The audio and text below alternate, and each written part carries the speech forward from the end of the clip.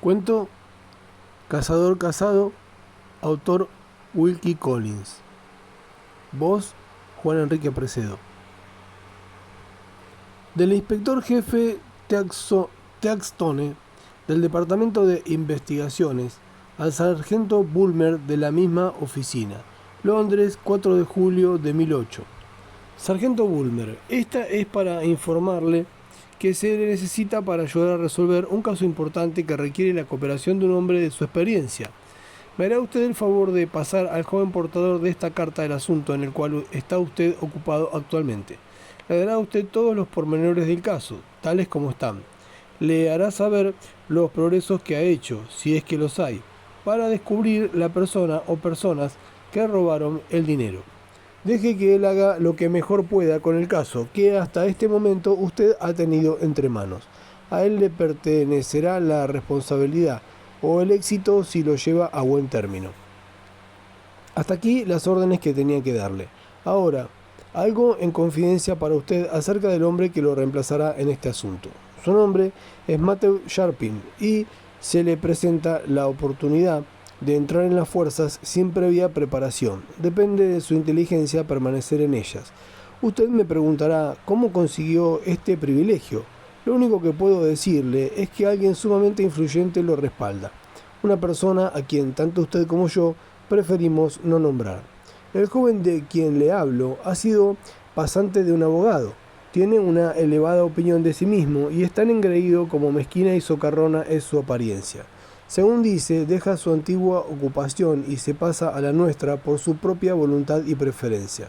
Usted no creerá esto más que yo. Mi opinión es que se ha enterado de algún secreto perteneciente a un cliente de su patrón, que lo convierte en persona poco grata para tenerla en la oficina. Al mismo tiempo, esto le da cierto poder sobre su empleador, el cual no podría despedirlo sin peligro. Yo creo que darle esta oportunidad es lo mismo que darle dinero para silenciarlo.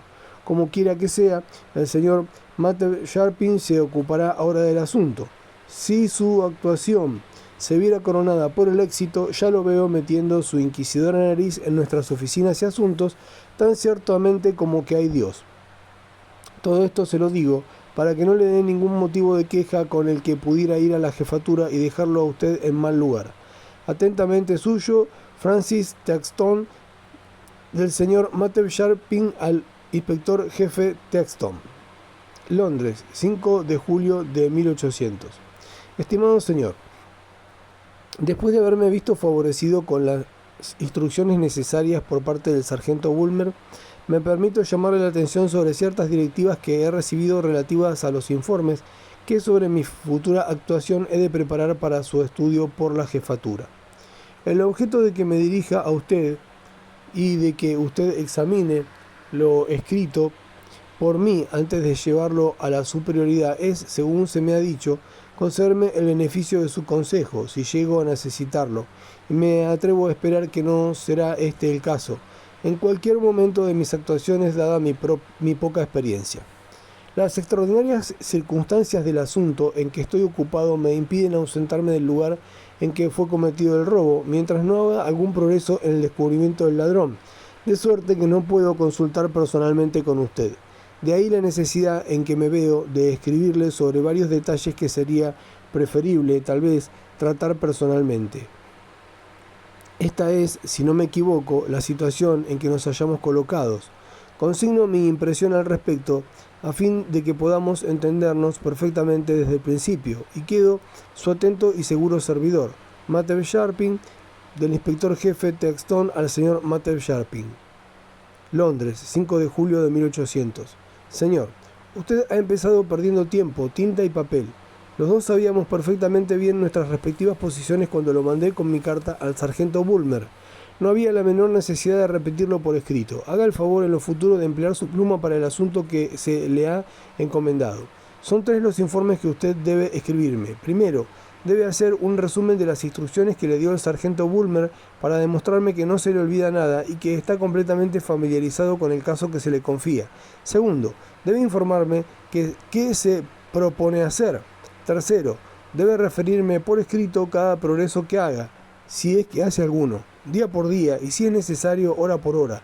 Ese es su deber. En cuanto al mío, Cuando yo quiera que usted me lo recuerde, se lo avisaré. Mientras tanto, lo saluda Francis Theakston. Del señor Matthew Sharping al inspector jefe Theakston. Londres, 6 de julio de 1800.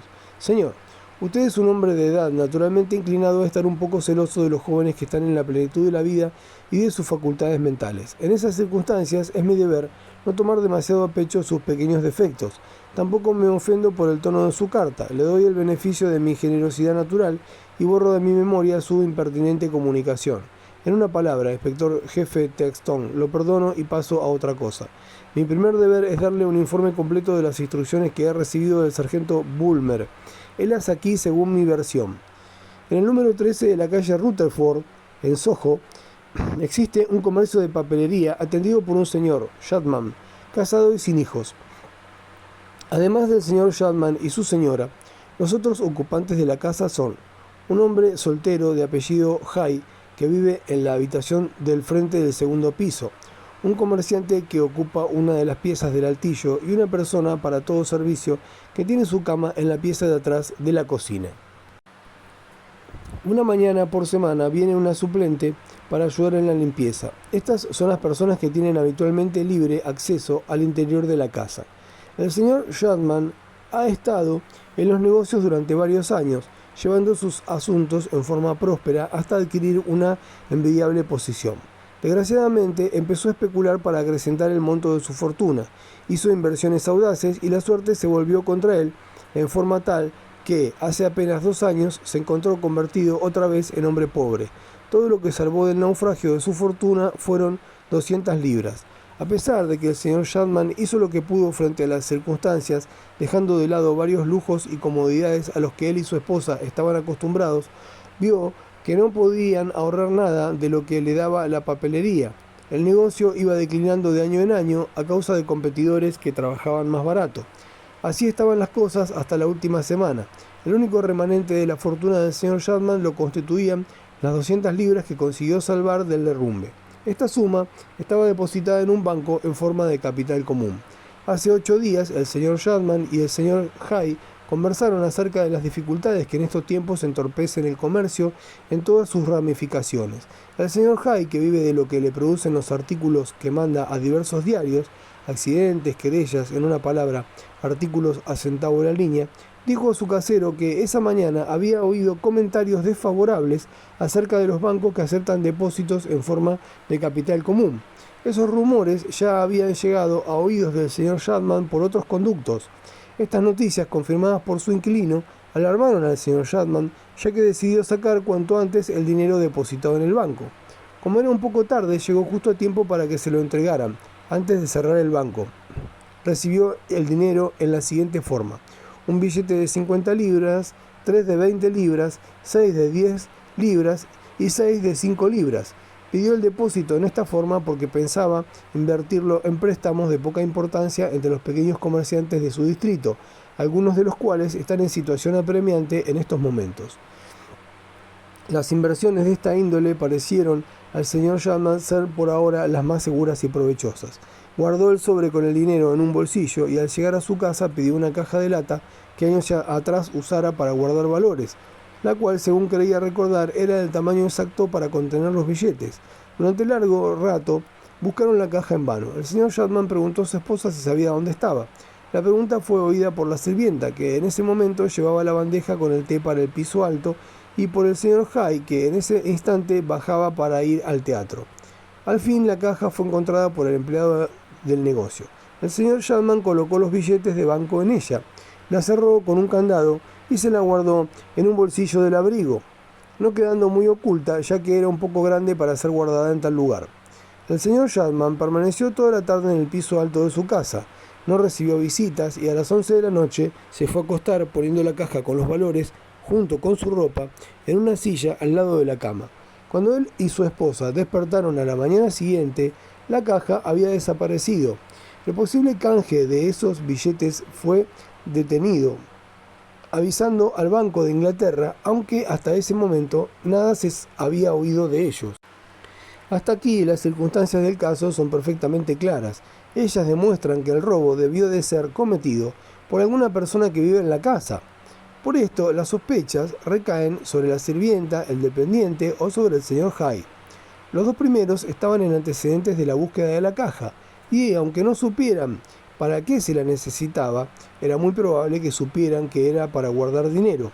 Los dos tuvieron oportunidad de ver la caja que sobresalía del bolsillo de su patrón, la sirvienta cuando retiró la bandeja con el servicio de té, y el empleado cuando fue a entregarle las llaves del negocio antes de retirarse por ese día. Al verle la caja en el bolsillo, pueden haber inferido que el señor Chapman pensaba llevarla a su dormitorio esa noche. Por otra parte, el señor Hyde sabía, después de la conversación de esa tarde acerca de los bancos, que el señor Chapman tenía un depósito de 200 libras en uno de ellos. También sabía que al separarse de su casero tenía la intención de retirar enseguida el dinero. Cuando después oyó las preguntas relativas a la caja, era lo más natural que supusiera que el dinero estaba ya en la casa y que la caja era requerida para guardarlo. Claro que el hecho de que él saliera de la casa antes de que la caja se encontrara, lo descarta como sabedor del lugar en que el señor Chapman pensaba guardarla durante la noche. Lógicamente, si el señor Hyde cometió el robo, tiene que haber entrado en el dormitorio después que el señor Chapman se hubo acostado y sin saber a ciencia cierta si lo iba a encontrar o no. Al hablar del dormitorio, me acuerdo de la necesidad de hacer notar su situación en la casa y de lo fácil que es entrar en él a cualquier hora de la noche. Esta habitación se encuentra en la parte de atrás del primer piso. A causa del miedo que la señora Chapman tiene a los incendios, que le hace temer el quedar apresada por las llamas en su habitación en caso de incendio al no poder abrir una puerta cerrada con llave, su marido está acostumbrado a no cerrar jamás la puerta del dormitorio. Por lo demás, los dos confiesan tener un sueño profundo. De aquí se desprende que una persona con intenciones aviesas que quisiera penetrar en ese dormitorio correría muy poco riesgo. Con dar vuelta a la manija de la puerta, ésta se abriría y agregando un poco de precaución, los ocupantes de la pieza no despertarían. Este detalle es de suma importancia ya que fortalece nuestra convicción de que el dinero fue robado por alguna de las personas que habitan en la casa, sin que sea necesario que posea la experiencia de un ladrón profesional. Estas fueron las circunstancias tales como le fueron referidas al sargento Bulmer cuando fue llamado para descubrir al ladrón y, si le era posible, recuperar el dinero. Sus averiguaciones fallaron al no producir ni la menor evidencia contra las personas de las cuales era lógico sospechar. Cuando se les informó del robo cometido, procedieron como lo harían personas ajenas al hecho. El sargento Bulmer optó, desde el principio, por hacer las indagaciones en la forma más discreta posible.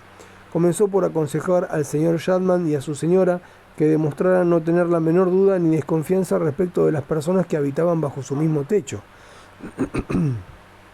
El sargento Bulmer decidió ocuparse él mismo en observar las idas y venidas de estas personas y además averiguar las costumbres, secretos y amistades de la sirvienta para todo trabajo. Durante 3 días y 3 noches estuvo el sargento Bulmer vigilándola, ayudado por un empleado de investigaciones tan competente como él. El resultado fue nulo. No encontraron nada que pudiera arrojar ni la más ligera sombra de sospecha sobre la muchacha. El mismo sistema de averiguación usó para con el dependiente. En este caso tuvo más dificultades debido a lo poco que sabía del hombre, pero después de aclarar algunos detalles y aunque no tuvo la completa seguridad, como en el caso de la joven, llegó a la conclusión de que era ajeno al robo de la caja con el dinero. Lógicamente, después de estos procedimientos, las sospechas recaen sobre el pensionista, señor Hyde. Cuando me apersoné al sargento Bulmer con la carta de presentación, este ya había hecho ciertas averiguaciones respecto al joven pensionista. El resultado de estas no lo favorece mucho que digamos. Sus costumbres son irregulares, frecuenta sitios poco recomendables y sus amistades son personas de carácter disoluto. Está en deuda con todos los comerciantes con los cuales trata y además le debe un mes de alquiler al señor Chapman. La semana pasada se le vio hablando con un boxeador y ayer por la tarde, cuando llegó, daba muestras de haber tomado bastante alcohol. En una palabra, a pesar de que el señor se hace llamar periodista en virtud de los artículos de poca monta que manda a los periódicos, demuestra ser un joven de maneras vulgares y malos hábitos. Nada se le ha podido descubrir hasta ahora que redunde en beneficio suyo. Este es el resumen de lo que me comunicó el sargento Bulmer, hasta en sus detalles más pequeños. No creo que usted pueda encontrar ninguna omisión. Además, me parece que, a pesar de los prejuicios que tiene contra mí, no dejará de reconocer que nadie le ha presentado un informe más claro y completo. Mi segunda obligación es consignar lo que yo me propongo hacer. En primer lugar, empezaré por tomar las cosas en el punto en que las dejó el sargento Bulmer. De acuerdo con lo dicho anteriormente, no tengo que preocuparme de la sirvienta, ni del dependiente, ya que no existe ninguna duda acerca de la inocencia de estas personas en el caso actual. Me queda por probar la culpabilidad del señor Hyde, porque antes de dar el dinero por perdido debo asegurarme que es ajeno al robo. El plan de campaña que voy a seguir cuenta con la plena aprobación de los dueños de la casa.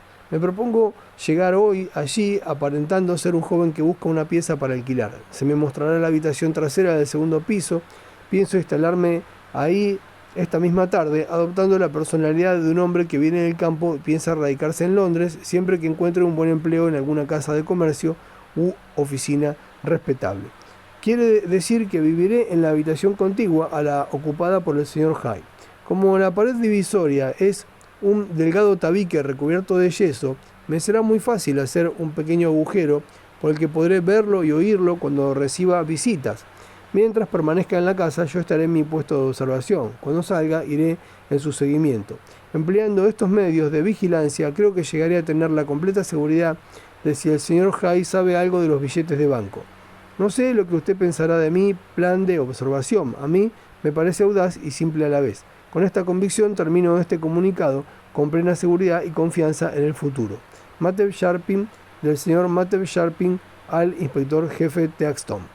7 de julio. Señor, no habiendo sido honrado con ninguna respuesta a mi última carta, creo, a pesar de todo, haberle producido una buena impresión con ella. Sintiéndome recompensado por este silencio que interpreto como señal elocuente de aprobación, procedo a relatarle los progresos realizados en las últimas 24 horas. Estoy confortablemente instalado en la habitación contigua a la ocupada por el señor Hyde y me agrada decir que he practicado 2 agujeros en lugar de 1 en la pared divisoria. Mi natural sentido del humor me ha llevado a la extravagancia de ponerles nombre, el observador y el auricular. El nombre del primero se explica solo. El del segundo se debe a un pequeño caño de metal que he insertado en él que me da la ventaja de oír mientras miro. Esto se debe a la forma curva que le he dado al tubo, de modo que uno de sus extremos me lo aplico a la oreja. Así es que mientras veo al señor Hyde también puedo oír lo que dice. El ingenio, virtud que he poseído desde mi niñez, es lo que me ha impelido a hacer este segundo agujero, además del que fue objeto de mi primera conversación con la señora Chapman. Esta señora, inteligente, sencilla y de modales distinguidos, ha estudiado y comprendido todos mis planes con un entusiasmo e inteligencia dignos de ponderar. La señora Chapman, que siente mucho afecto por su marido, lamenta más el estado actual de pesadumbre de éste que la pérdida del dinero. Por lo tanto, dedica todas sus energías a levantar el espíritu del señor Chapman, que presenta un miserable estado de postración. El dinero, señor Sharping, me decía ayer la señora Chapman con lágrimas en los ojos, el dinero puede ser recuperado, haciendo economía o dedicándose al negocio.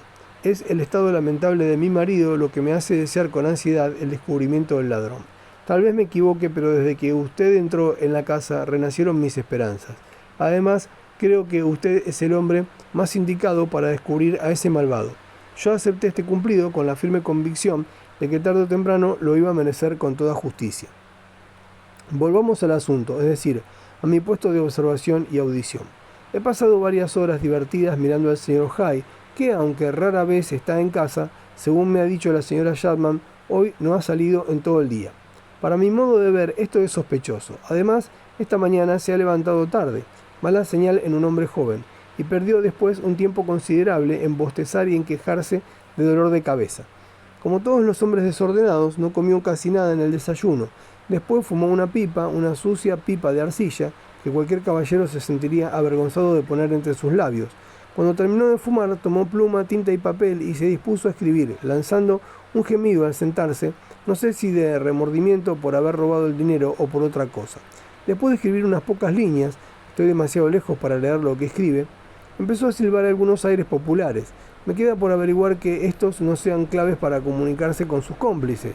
Al cabo de un rato de distraerse con sus silbidos, comenzó a pasear por la habitación, deteniéndose a veces para agregar una palabra o dos a lo que había escrito. Momentos más tarde, se acercó a un armario y sacó algo con mucho cuidado. Yo aguzé mi vista para no perder ni un solo detalle pero al darse vuelta y quedar frente a mí, resultó que lo que había sacado del armario era una botella de brandy. Acto seguido se sirvió un poco del contenido de la botella, después de lo cual esta despreciable persona se tiró en la cama y se durmió a los 5 minutos.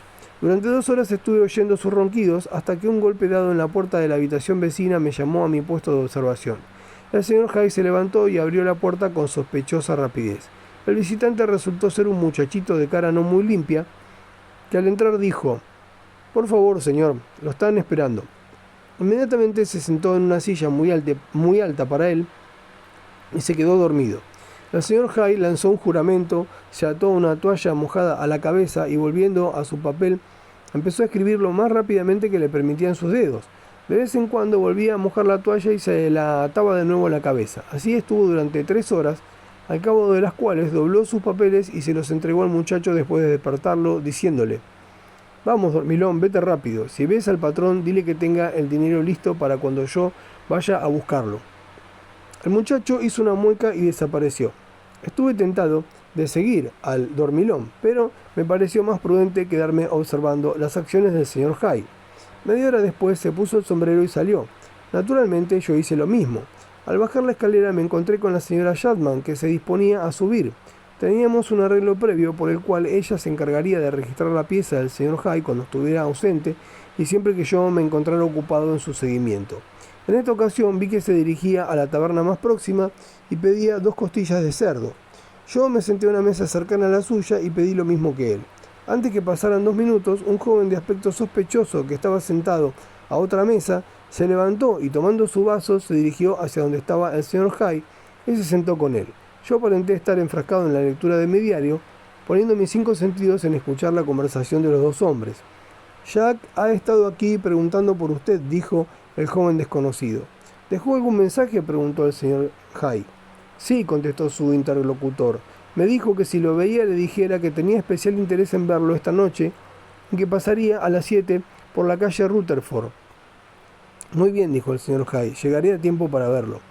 Después de esto, el joven de aspecto sospechoso terminó su oporto y, diciendo que tenía prisa, se despidió de su amigo, tal vez su cómplice, y salió a la calle.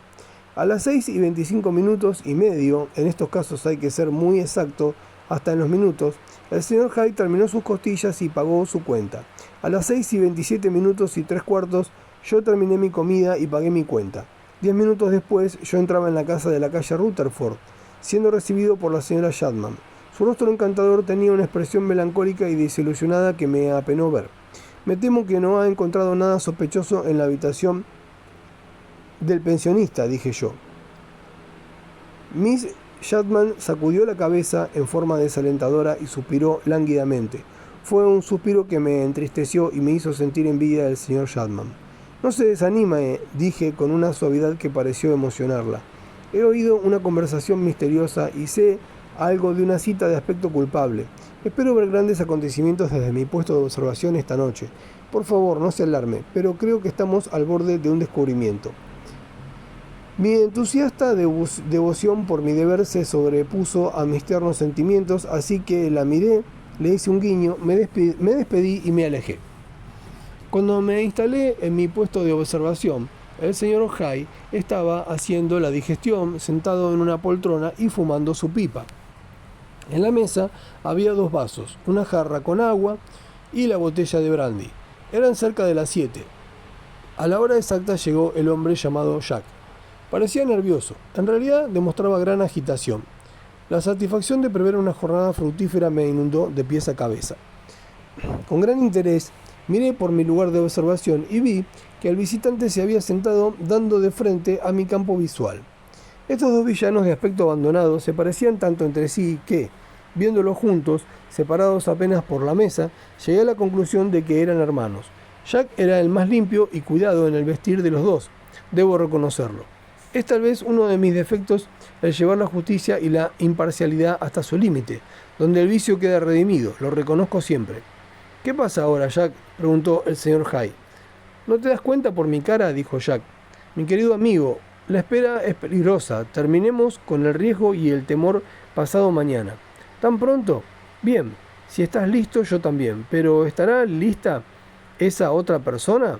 ¿Estás seguro?». El señor Hyde mostró una desagradable sonrisa al hablar y acentuó las palabras, esa otra persona, con marcado énfasis. No me cabe la menor duda acerca de la existencia de un tercer rufián en este asunto. Puedes encontrarte con nosotros mañana, dijo Jack. Así podrás juzgar por ti mismo. Puedes estar a las 11 de la mañana en Regent Park y buscarnos en la vuelta que desemboca en la avenida. Allí estaré, dijo el señor Hyde. ¿Quieres un poco de brandy con agua? ¿Para qué te levantas? ¿Ya te vas? Sí, me voy, contestó Jack. El hecho es que estoy tan inquieto que no puedo quedarme tranquilo ni un minuto. Aunque te parezca ridículo, estoy presa de una constante excitación nerviosa. El pensamiento de que en el momento menos pensado nos pueden sorprender no me abandona. Se me ocurre que cada hombre que me mira 2 veces es un espía. Al oír estas palabras me pareció que las rodillas se me doblaban. Nada más que una gran fuerza de voluntad me mantuvo en mi puesto de observación. Le doy mi palabra de honor acerca de esto. Tonterías, exclamó el señor Hyde con la audacia de un criminal inveterado. Hasta este momento hemos guardado el secreto y lo seguiremos guardando hasta el fin. Toma un trago de brandy con agua y te sentirás tan seguro como yo. Jack rehusó el brandy con firmeza y con más firmeza aún persistió en retirarse. Trataré de distraerme caminando. Y acuérdate, mañana a las 11, en Regent Park, al lado de la avenida. Con estas palabras de despedida salió. Su descuidado pariente se rió con grosería y volvió a tomar la pipa. Yo me senté al borde de la cama, temblando de excitación. Me resultaba evidente pensar que no se había hecho ningún intento por cambiar los billetes de banco, y quiero agregar que el sargento Bulmer era de esta misma opinión cuando dejó el caso en mis manos. ¿Qué conclusión debo sacar de la conversación oída por mí y consignada más arriba? Que es evidente que la cita concertada para mañana será para repartirse el dinero y estudiar la forma más segura de cambiar los billetes al día siguiente. A mi modo de ver, el señor Hyde es el jefe en este asunto y será probablemente el encargado de cambiar el billete de 50 libras. Por consiguiente, mañana lo seguiré a Regent Park y trataré de colocarme lo más cerca posible para oír lo que digan y sobre todo enterarme si es que conciertan alguna otra cita. Para esto necesito la ayuda de 2 asistentes, por si los cómplices se alejan en distintas direcciones. En ese caso, estos subordinados me servirán para hacer seguir a los 2 ladrones de menor importancia. Es natural agregar que si los bribones se alejan juntos, estos ayudantes constituirán nada más que una reserva. Siendo yo ambicioso por naturaleza, deseo que el éxito de aclarar el robo me pertenezca a mí solo. 8 de julio. Agradezco la pronta llegada de mis 2 subordinados. Me temo que no sean hombres muy hábiles, pero no importa, ya que estaré cerca de ellos para dirigirlos. Lo primero que hice esta mañana fue hablar con el señor Chapman y su señora para explicarles la presencia de los extraños en la casa. El señor Chapman, aquí entre nosotros es un pobre hombre, se limitó a sacudir la cabeza y dar un gemido. Miss Chapman, qué mujer superior, me favoreció con una encantadora mirada plena de inteligencia. «Oh, señor Sharpin», exclamó la señora Chapman con desaliento, «la presencia de esos 2 hombres me da la impresión de que usted empieza a tener dudas sobre su éxito». Yo me permití hacerle un guiño. Ella es muy comprensiva y no se ofende por tal cosa, y le expliqué, en forma despreocupada, que estaba equivocada. Porque estoy seguro del éxito, mandé llamar a esos hombres. Tengo la absoluta certeza de recobrar el dinero, y esto no solamente por lo que a mí me concierne, sino también por el señor Chapman y por usted. Acentué con énfasis estas últimas palabras. «Oh, señor Sharpin», dijo la señora Chapman otra vez, al mismo tiempo que sus mejillas enrojecían. Con pudor volvió a inclinar la cabeza sobre su costura. Yo me sentí, en ese momento, capaz de ir al fin del mundo por esta mujer, siempre que al señor Chapman se le ocurriera morirse. Envié a mis 2 subordinados a que me esperaran en el portón de Regent Park, que da sobre la avenida. Media hora después salía yo detrás del señor Hyde. Los 2 cómplices fueron puntuales. Me sonrojo al anotar lo que viene más adelante. El tercer bribón, la misteriosa otra persona que los 2 hermanos nombraron en su conversación, es una mujer. Y lo que es peor, una mujer joven, para colmo de males, joven y bonita. De hoy en adelante dejaré de resistirme a la creencia general, esto es, a la convicción de que en un hecho delictuoso siempre hay de por medio una persona del sexo débil. Renunciaré a las mujeres exceptuando a la señora Chapman. El hombre llamado Jack ofreció su brazo a la mujer, mientras el señor Jay se colocaba al otro lado de esta, y así reunidos empezaron a caminar despacio a la sombra de los árboles. Yo los seguía a conveniente distancia y mis dos subordinados más atrás. Lamento decir que me era imposible acercarme lo suficiente como para oír lo que decían sin despertar sospechas. Lo único que pude inferir por sus ademanes es que trataban un asunto de sumo interés para ellos. Después de transcurrido un cuarto de hora, dieron vuelta en forma imprevista, desandando el camino recorrido. Mi presencia de ánimo no me abandonó en esta emergencia. Hice señas a mis ayudantes para que siguieran de largo y yo me oculté detrás de un árbol. Al pasar cerca de mí, oí al nombrado Jack que se dirigía al señor Hay con estas palabras: «Digamos mañana por la mañana a las 10:30, y por favor, ven en taxi. Mejor será que no nos arriesguemos tomando uno en este barrio». El señor Hay contestó algo que no alcancé a oír, y al llegar al lugar elegido para la cita de esa mañana, se despidieron con una efusividad que me enfermó. Yo seguía al señor Hay mientras mis subordinados lo hacían tras los otros. En lugar de ir a la calle Rutherford, el señor Hay se dirigió al Strand. Penetró en una casa de poco respetable apariencia y que, a pesar del letrero colocado en su puerta en el que se leía el nombre de un periódico, a mí me pareció más bien un receptáculo de bienes robados. Después de permanecer adentro unos pocos minutos, salió con su inseparable silbido. Un hombre menos discreto que yo lo hubiera arrestado allí mismo, pero tenía que atrapar también a sus cómplices, y además había que esperar la cita concertada para la mañana siguiente. Es raro encontrar un aplomo semejante en circunstancias tan difíciles en un joven principiante como yo, que estoy comenzando y tengo que hacerme una reputación como detective de la policía. De allí el señor Hay se dirigió a un café y se entretuvo leyendo revistas mientras fumaba un cigarro. Yo opté por hacer lo mismo. Del café se dirigió a su taberna, donde ordenó las infaltables costillas. Yo entré y pedí lo mismo. Cuando terminó, se dirigió a su alojamiento, y cuando yo terminé, me dirigí al mío. Por lo que observé, tenía sueño y se acostó a dormir la siesta. Después de oírlo roncar por un rato, yo también tuve sueño y me acosté a dormir la siesta. Mis dos subordinados vinieron al día siguiente temprano a darme su informe. El hombre llamado Jack dejó a la mujer al llegar a la puerta de una villa de respetable apariencia, no lejos de Regent Park. De ahí dobló a la derecha y se internó en una calle suburbana donde hay varios comercios, y penetró en una casa abriendo la puerta con su propia llave. Al hacer esto, miró en derredor, deteniendo su mirada en mis dos ayudantes que iban por la vereda de enfrente. Hice que se quedaran en mi habitación por si los necesitaba, y yo me instalé en mi puesto de observación. El señor Hay estaba vistiéndose, tratando en todo lo posible de mejorar su aspecto. Esto es lo que yo esperaba, ya que un hombre con tipo de vagabundo difícilmente pueda presentarse sin despertar recelos a cambiar un billete de 50 libras. A las 10:05 terminaba de cepillar su gastado sombrero y de borrar las manchas de sus guantes con miga de pan. A las 10:10 salía a la calle, encaminándose a la parada de taxis más próxima. Yo y mis subordinados íbamos detrás, casi pisándole los talones. Él tomó un taxi y nosotros lo seguimos en otro. El día anterior no pude oír el lugar a donde irían, pero pronto vi que se dirigía hacia el portón que se abre sobre la avenida. El taxi del señor Hay dobló lentamente hacia el parque. Hice que el nuestro se detuviera antes de entrar y yo me decidí a seguirlo a pie.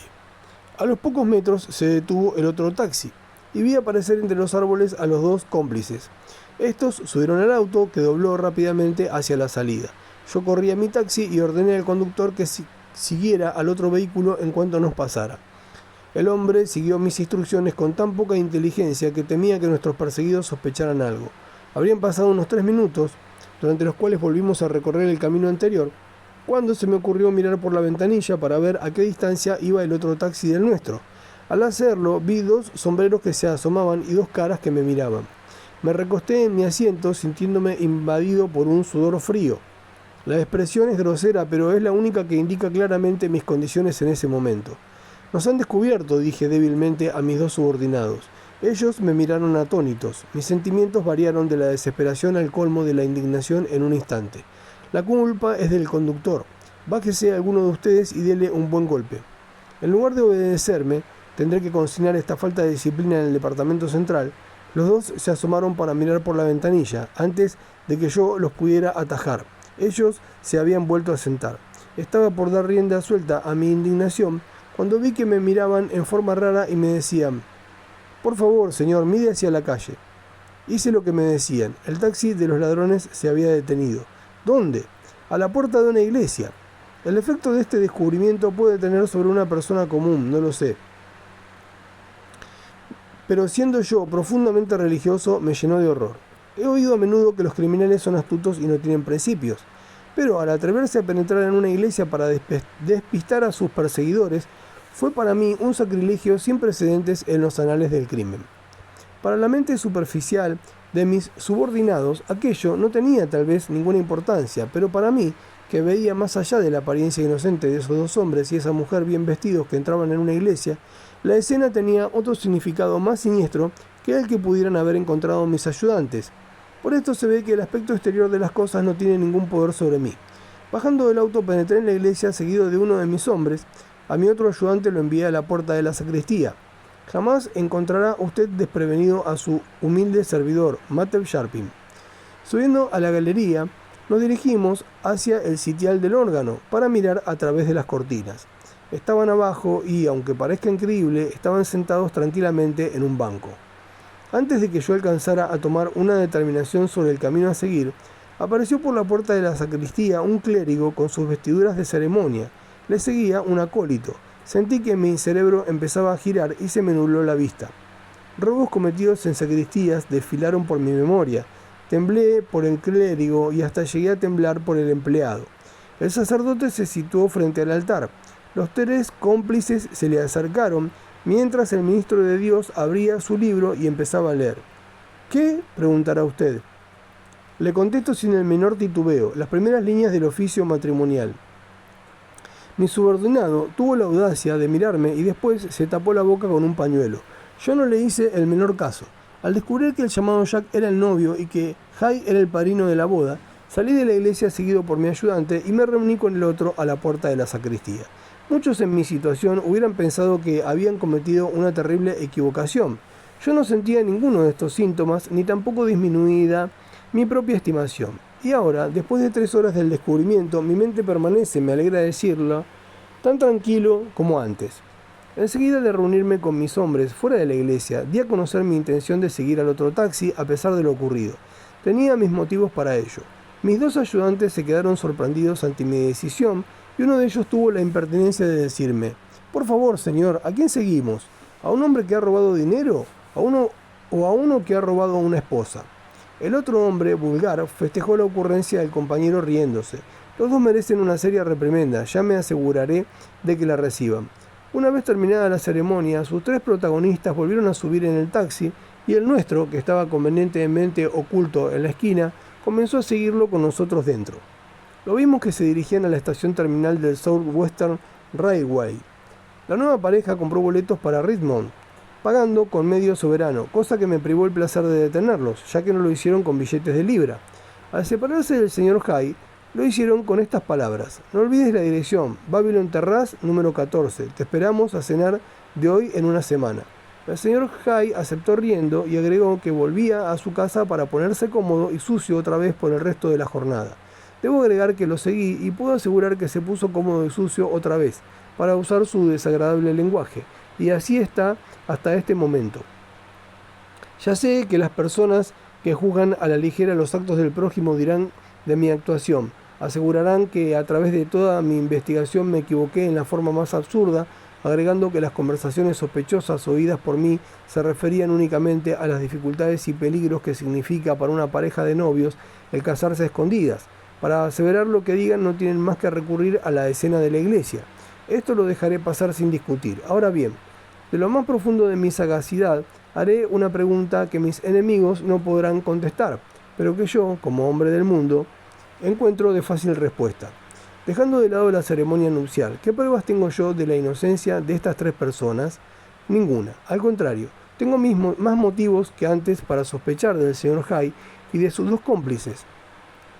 Un caballero que va a pasar su luna de miel en Richmond necesita dinero, y un caballero que tiene deudas con todos sus proveedores, necesita dinero.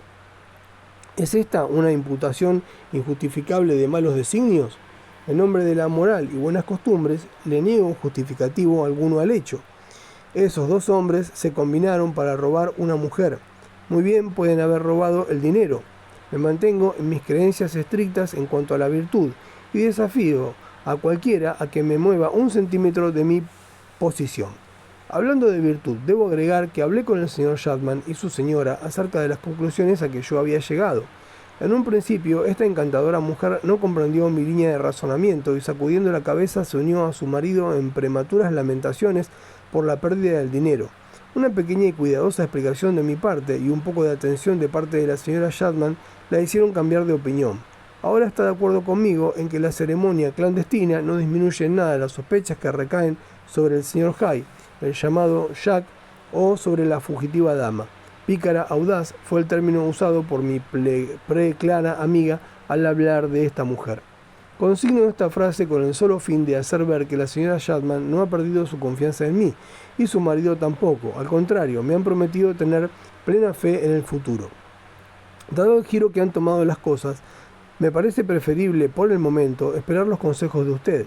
Espero nuevas órdenes, con la satisfacción del cazador que ha matado 2 pájaros de un tiro, ya que al seguir a los cómplices desde la puerta de la iglesia hasta la estación, lo hice por 2 motivos. Primero, los seguí por obligación, ya que los creo culpables del robo.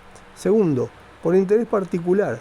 Sería una información muy valiosa para la familia o amigos de la joven, la que yo obtendría si descubriese el refugio en que la pareja pensaba ocultarse.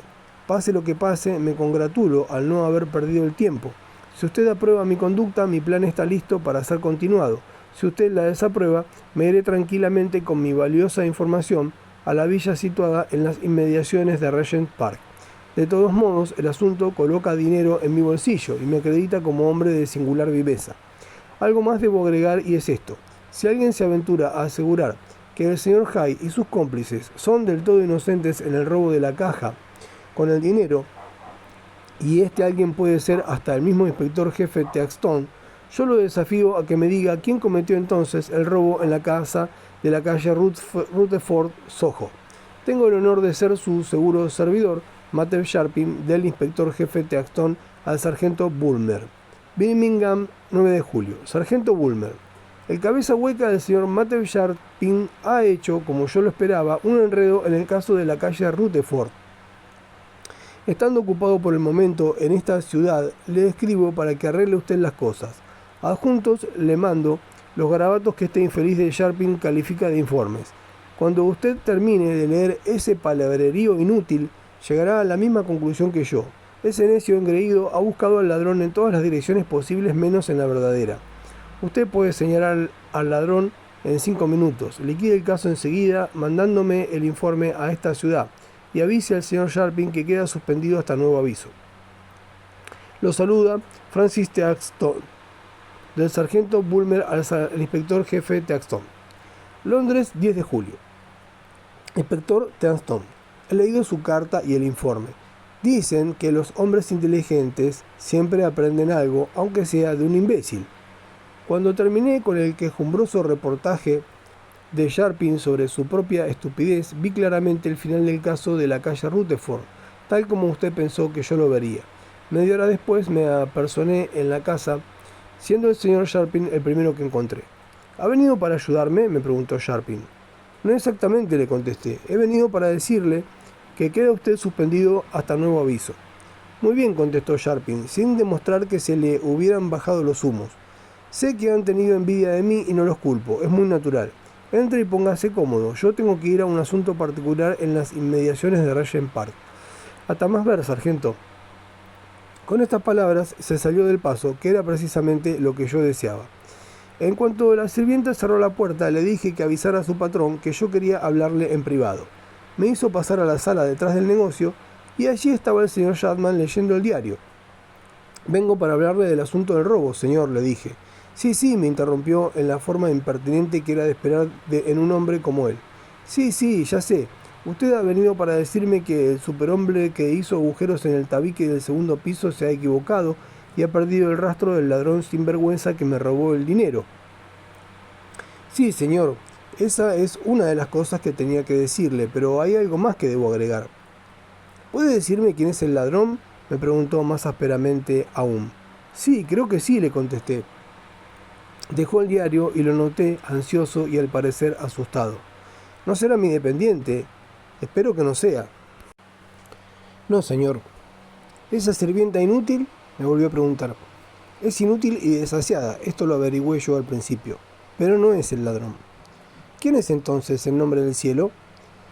Se tiene que preparar para una sorpresa desagradable. Le advierto que en el caso de que pierda usted los estribos, yo soy el más fuerte de los dos. Le dije a modo de aviso. No se le ocurra ponerme una mano encima, ya que puedo lastimarlo al defenderme. La cara del señor Sharman tomó un color ceniciento. Este individuo pusilánime había ido apartándose de mí a medida que yo hablaba. Usted me ha pedido que le nombre al ladrón, proseguí yo. Si usted persiste en que le diga... Quiero saberlo, dijo débilmente. ¿Quién fue? Su esposa, dije firme y positivamente.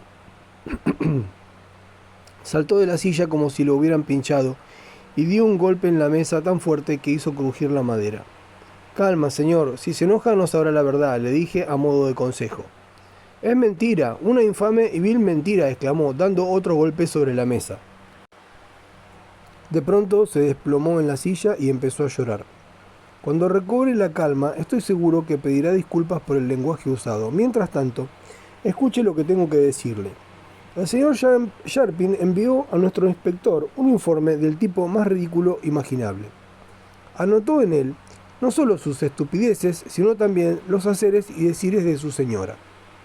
En cualquier otro caso, esta nota habría ido a parar al canasto de papeles viejos, pero resulta que, en la cantidad de tonterías escritas por el señor Sharpin llega a una conclusión que el cerebro simplón del escritor no supo ver. Tan seguro estoy de la explicación a que he llegado, que me juego el puesto si no resulta que su señora estuvo aprovechándose del engreimiento y estupidez de este joven para alejar las sospechas de su persona y entusiasmarlo para que desconfiara de los no complicados en el caso. Le digo esto en confidencia y voy más allá todavía. Puedo decirle lo que su señora hizo con el dinero. Nadie puede mirar a su esposa, señor, sin quedar admirado por el gusto y elegancia de sus vestidos. Al pronunciar yo estas últimas palabras, el pobre hombre pareció recuperar el habla. Me interrumpió en forma brusca, como si en lugar de ser un pobre comerciante fuera un duque. Busque otros medios para justificar la calumnia que ha levantado contra mi esposa, dijo, y agregó después, la cuenta de su modista está en mi archivo de cuentas pagadas. Perdóneme, señor, pero eso no prueba nada. Las modistas tienen una poco recomendable costumbre con la que nosotros tropezamos a cada rato en nuestro oficio. Una mujer casada puede tener dos cuentas separadas en su modista, una que el marido ve y paga, la otra es una cuenta privada, resultado de extravagancias y caprichos que la esposa paga cuando y como puede. De acuerdo a nuestra experiencia, esta cuenta se paga con recortes de los gastos del hogar. En su caso, su señora no pagó ninguna cuota y, víctima tal vez de alguna amenaza, se encontró acorralada, resolviéndose a pagar con el dinero de la caja. No lo creo. Cada palabra suya es un insulto para mí y para mi esposa. Tratando de salvar tiempo y palabras, le contesté. ¿Se atreve a tomar el recibo de la modista que usted dice tener y acompañarme a la sombrerería donde compra su esposa? No muy convencido, buscó el recibo y poniéndose el sombrero, se dispuso a acompañarme. Yo tenía listos los números de los billetes perdidos. Llegamos al negocio, que resultó ser un elegante local del West End, y yo pedí una entrevista con la encargada del comercio. No era la primera vez que nos íbamos a encontrar en circunstancias como estas. En cuanto la señora me vio, mandó llamar a su marido, dije quién era el señor Sharpman y el asunto que nos llevaba. ¿Esto es estrictamente confidencial?, preguntó el marido de la señora. Yo asentí. ¿Es un asunto privado?, preguntó la dueña del comercio. Yo volví a afirmar. ¿Tienes algún inconveniente, querida, en que favorezca al sargento mostrándole los libros?, preguntó el marido. Ninguno, mi amor, si tú estás de acuerdo, dijo la esposa. Durante todo este tiempo, el señor Sharpman parecía la personificación del asombro y la desesperación, además de estar completamente fuera de lugar. Trajeron los libros y con un simple vistazo a las páginas en las que figuraba el nombre de la señora Sharpman, confirmé mis palabras anteriores. En uno de los libros estaba la cuenta arreglada por el señor Chapman. En el otro estaba la cuenta particular, también abonada en la fecha del día siguiente al robo. La suma alcanzaba a 175 libras y algunos chelines y abarcaba un periodo de 3 años. No había anotación de cuota alguna y debajo de la última línea esta anotación.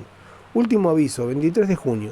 Señalé esto a la modista y me contestó que se refería al mes de junio próximo pasado y que esa carta había sido acompañada por una amenaza de procedimiento judicial. La señora lamentaba esto, pero no le había quedado otro recurso. Creí que ustedes daban créditos más amplios, dije. No cuando el marido está en dificultades, me dijo la señora mirando al señor Chapman y tratando de que éste no oyera. Al hablar me señaló las cuentas.